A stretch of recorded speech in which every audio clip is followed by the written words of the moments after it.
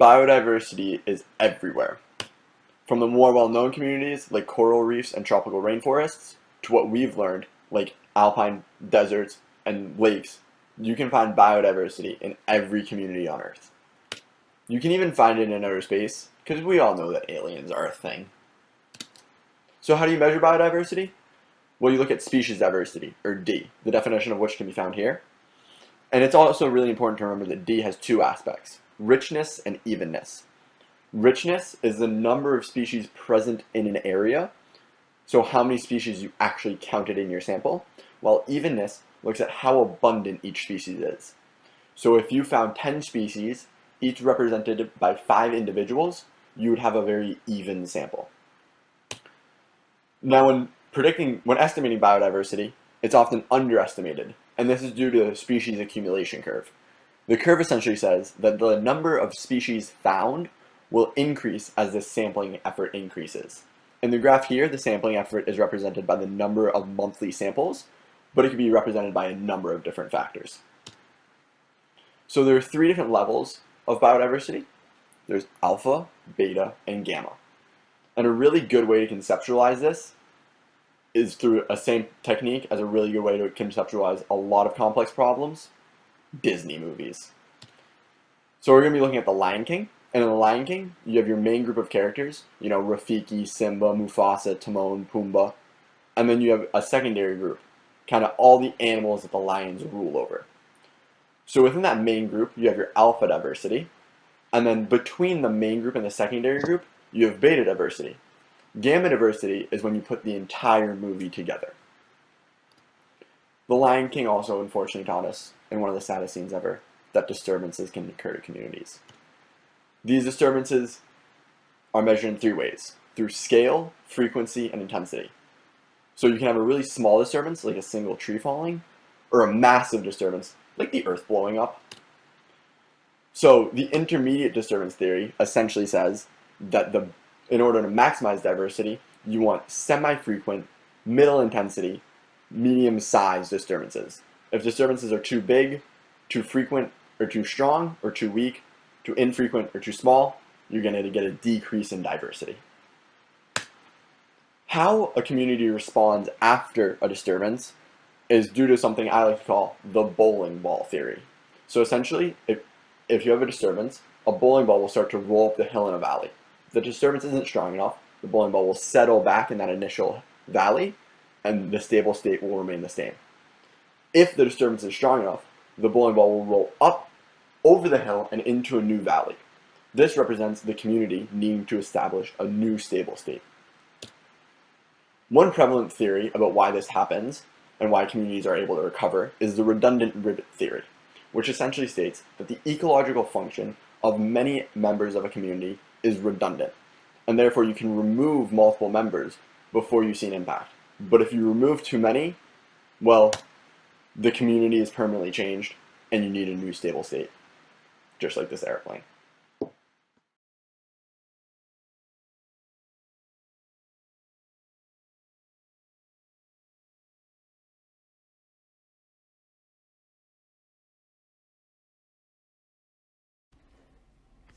Alright, so primary productivity and nutrient cycling.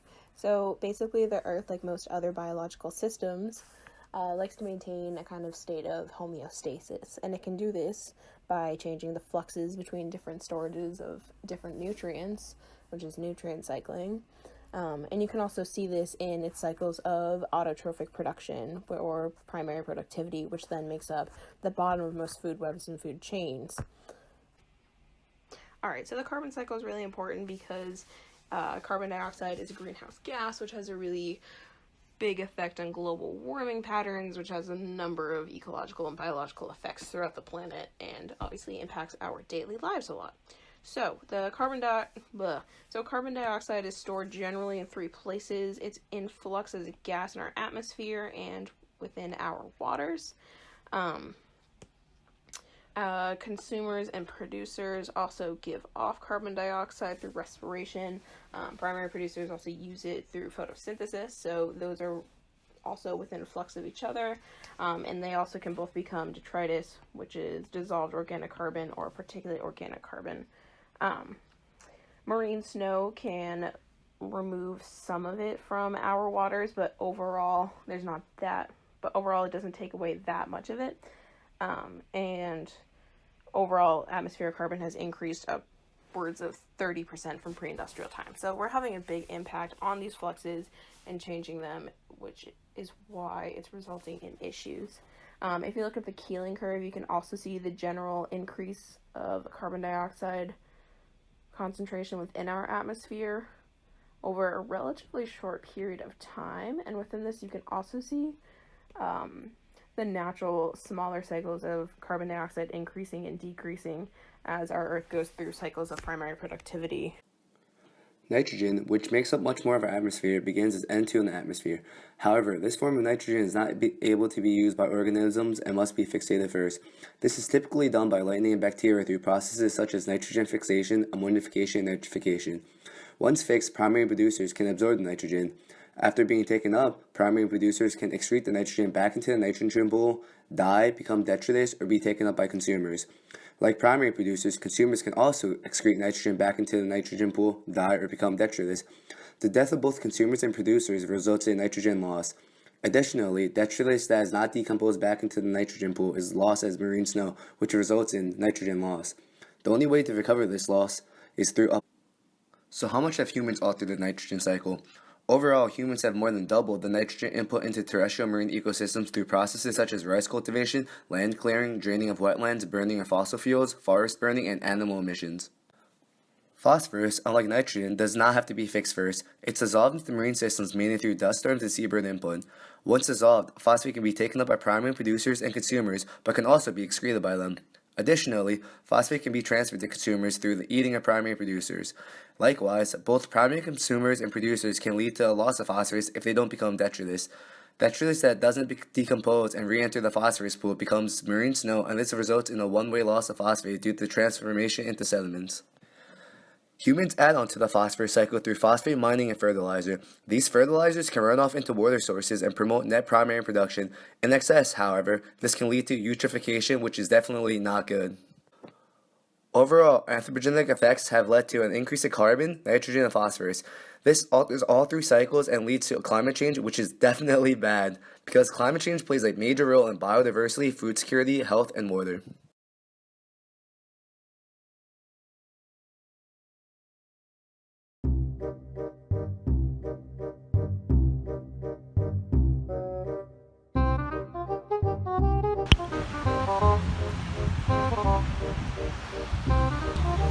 We're about to interview some gym buffs about evolutionary ecology. So let's go.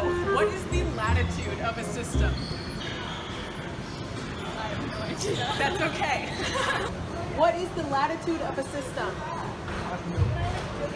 What is the latitude of a system?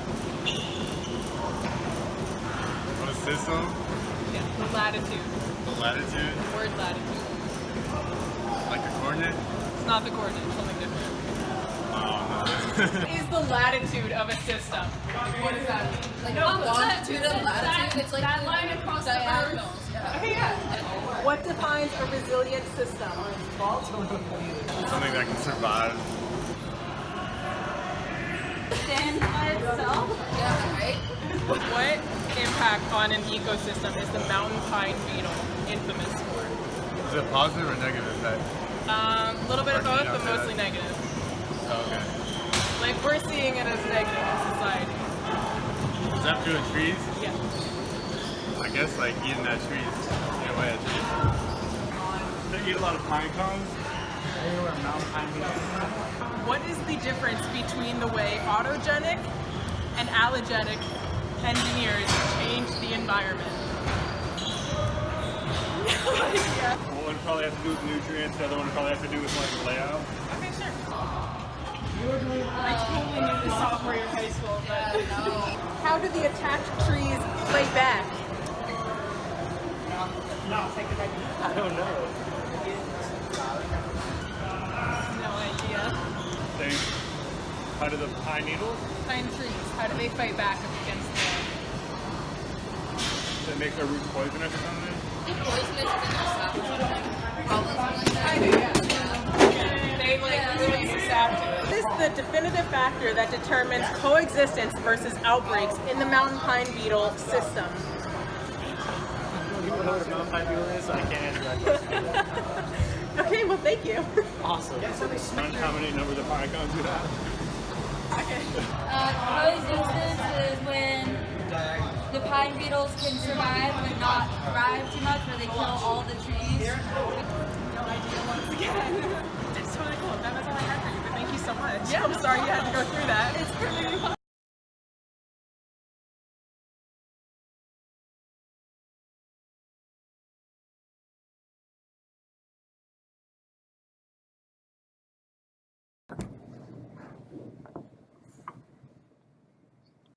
Hi, my name is Professor Smith, and today I will be talking about keystone species and community structure. Hi, my name is Teresa, and I'm a freshman at Keystone State College.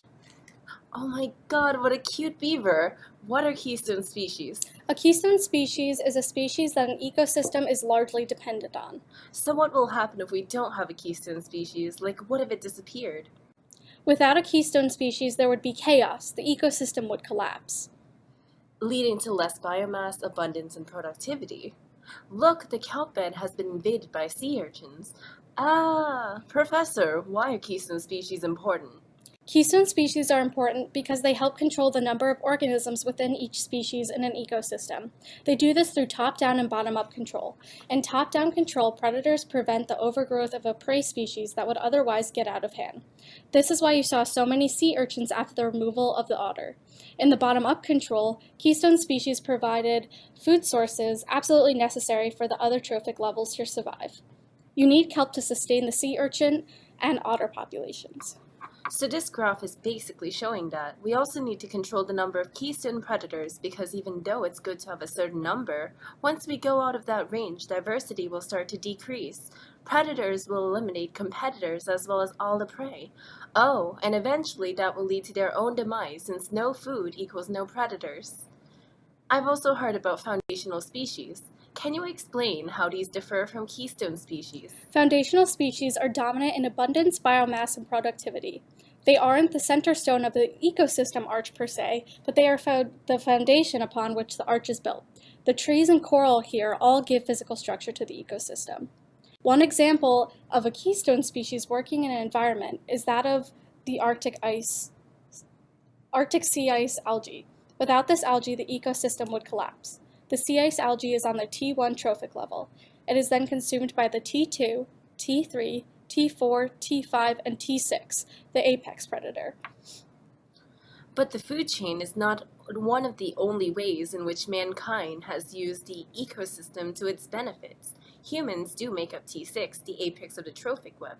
However, I've also heard about animal sentinels. Can you explain about that? An animal sentinel is an animal that is used to monitor the health of an ecosystem. It will show changes in the ecosystem through disease, toxins, or climate change. Early warning signs from animal sentinels are bioaccumulation, increase in the concentration of a chemical agent in an organism over time, and biomagnification. A pollutant will biomagnify if it is long-lived, mobile, and fat-soluble. Wow, what a huge effect these animal sentinels have. I wrote a poem about animal sentinels. A dog, bird, perhaps even fish and rose, testing for the safety of a habitat no one knows. Between the extremes of sensitivity and endurance shows, wherever one needs it, there it goes. Braving the infectious disease, climate change, and toxin flows, to whom appreciation mankind owes. Thank you! Thank you!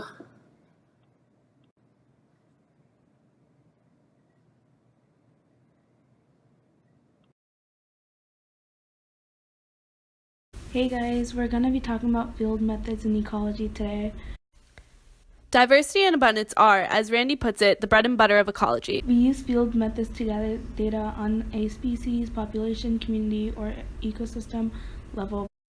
Ideally, we use a census to measure the entire population. Techniques such as walking in a grid or radial pattern are typically used to census. When census data cannot be acquired, a subsample can be used. The following are some tricks on how to subsample. Trick number 1. Learn how to randomize. Techniques such as choosing numbers out of a hat will reduce bias and the effect of chance. Trick 2. Learn how to identify organisms. A simple yet helpful way to identify organisms is by using a dichotomous key. Trick 3. Know how to use your body to take measurements. Be resourceful and use what is around you to help in determining data measurements. You could use your finger width, pace, or wingspan to measure, and compare these lengths with a known length, such as the height of your phone or the length of a piece of paper that you might have on you while you're in the field. Trick 4. Be able to count quickly and efficiently. Hand clickers are very useful and do the counting for you. However, not everyone has hand clickers. With practice, visual bins and percents can be a good way to estimate the number or percent of organisms in an area. Trick number 5. Learn how to use a transect tape. Transects are lines made with either string or tape placed along the area with a systematic sampling is done. The tape needs to be laid out straight and even, and the rules for how to include the subpopulations should be written out in the beginning. Transects are great for sampling areas in which species transitioning occurs as environmental conditions change. Trick number 6. Learn how to use quadrats. Quadrats are used to investigate the distribution of species. You can use either a square quadrat frame if you're determining population densities, or a subdivided quadrat frame for determining the percent cover of species. Trick 7. Combining transects and quadrats. Usually both transects and quadrats are used for investigating distribution within sessile communities. Trick 8. Question yourself. Make sure you know what questions you are trying to ask. Determine the design of your random sampling method and field techniques. Trick number 9. Match the method to your question. For example, if you're in the rocky intertidal shore and you want to measure average density in the region, in this case you could use both transects and quadrats like you do in trick number 7 to have strategically placed quadrats along a transect to measure the biodiversity as you go away from shore. Trick 10. Be able to visualize your data by presenting them in appropriate graphs, tables, plots.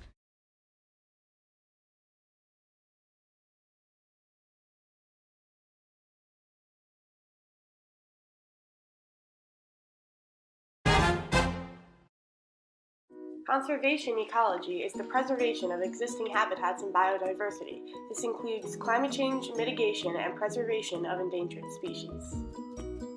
Some assumptions of conservation biologists are that biodiversity is critically important. People use domesticated and wild species for food, fuel, medicine, and various things, and humans depend on their ecosystem service such as water, soil, and climate regulation. Some threats to biodiversity include habitat degradation, which are changes that reduce quality of habitat, such as agriculture, pollution, and deforestation. Invasive species, such as the Guam brown tree snake that you see to your left, that has caused the extinction of 31 native species in Guam, and overexploitation. Why should we care?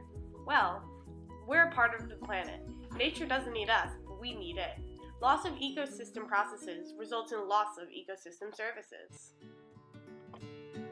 Biodiversity is a measure of the probability of species present with important traits. For example, nitrogen fixers, pollinators, and keystone species. Biodiversity is declining globally, and species are becoming extinct at an alarming rate. Speaking of extinction, did you know that the average species lifespan used to be 1 to 10 million years? However, the current extinction rate of mammals and birds is only 10,000 years. A perfect example of how humans have increased the extinction rate is the Pyrenean ibex, which was once abundant in the 14th century, but due to overhunting and disease, went extinct in 2000 due to lack of conservation efforts. However, it's not all bad news. There are some success stories in conservation efforts. What you see here is the Hawaiian brigamia on the left and the New Zealand cockapoo on the right. Both species were rescued from near extinction using conservation tools that we will later discuss. And to have more of these success stories, scientists need to actually know what endangers these species. And an important concept to know is that different biomes face different threats. If you look at the chart below, you can see that each threat affects the various biomes to different degrees. Some examples of conservation tools are the precautionary principle and PVA. The precautionary principle is a guide to taking actions now that help prevent future consequences or detrimental effects to the environment and its inhabitants. Population viability analysis, PVA, allows ecologists to assess extinction rates to determine the extent to which conservation measures should be taken. An example of population viability analysis was with the California condor.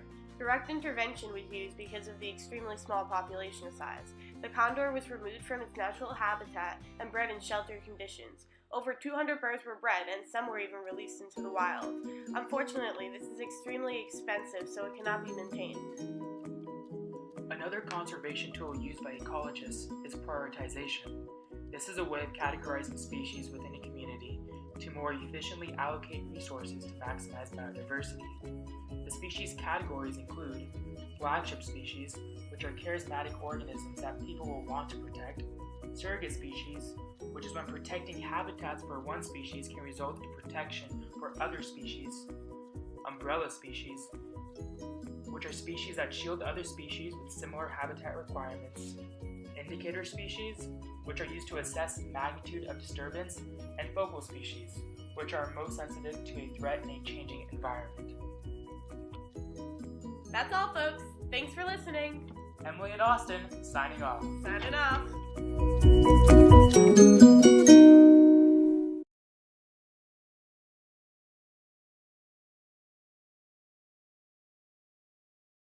Climate change is something that climate scientists have been warning us about for decades, and it is affecting the world as we know it.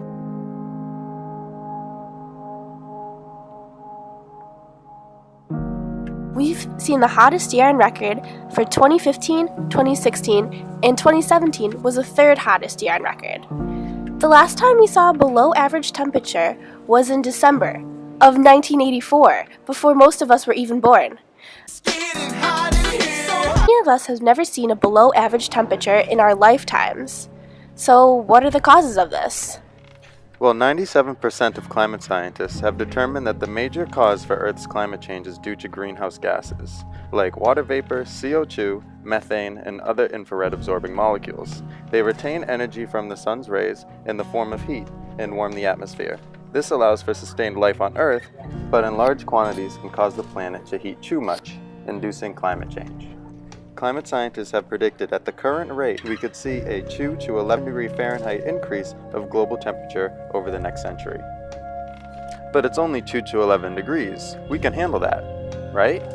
But the best way to think about it is if your body was to increase in temperature by 2 to 11 degrees Fahrenheit, and to think about the implications that it would have for your overall health. We have to get to the cause of this increase in greenhouse gases. This increase in carbon emissions is due to the needs of a growing population and the use of fossil fuels. Burning fossil fuels releases CO2 into the atmosphere.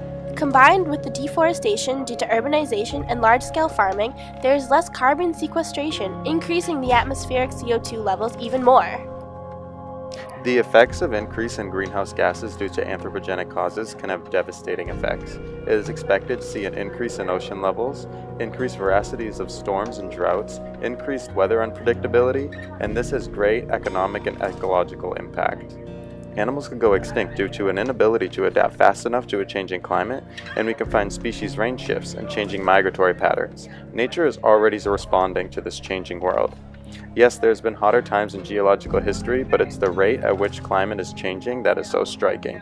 It's important to remember that we're seeing these effects now, not just for future generations, and nothing is done, it could be potentially disastrous. So what can we do?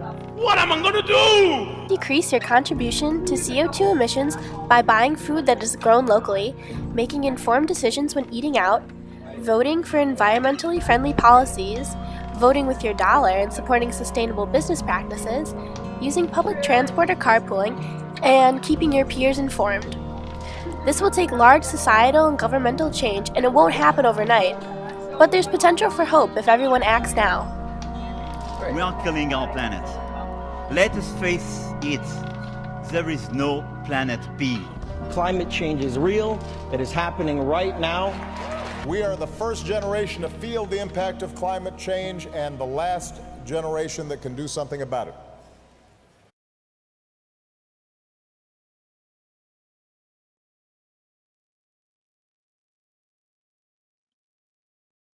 Hi there, I'm Jordan Newman, and I'm here to talk about species distribution.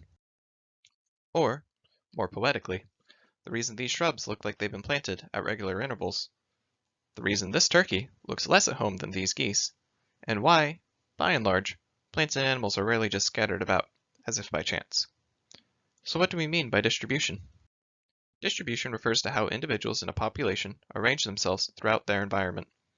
There are three kinds of distribution patterns organisms will adopt: clumped, uniform, and random.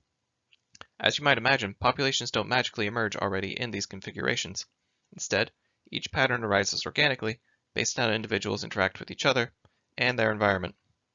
This is readily apparent with the first and most common kind of distribution, clumped distribution, in which individuals are much closer together than one would expect by chance.